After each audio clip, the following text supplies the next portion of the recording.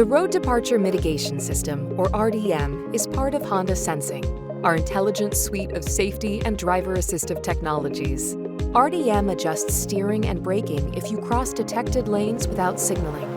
The system is ready to activate when the vehicle is going between about 45 and 90 miles per hour on a straight or slightly curved road, the turn signals are off, and the vehicle is not accelerating, braking, or being turned.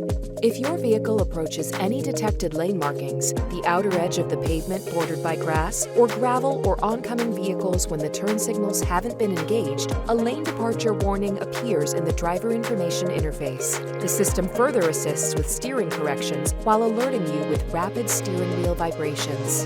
You can customize the operation of RDM while the vehicle is parked and the power on. Press the home button on the left side of the steering wheel and roll the selector wheel until you see Driver Assist System Setup in the Driver Information Interface, or DII. Press the selector wheel in. Use the selector wheel to highlight your selection from these choices: Narrow, which activates RDM sooner; Normal, the default setting; Wide, which activates RDM later; and Warning Only, which issues alerts without operating the steering. See your vehicle's owner's manual for more details, or go to owners.honda.com for a downloadable version.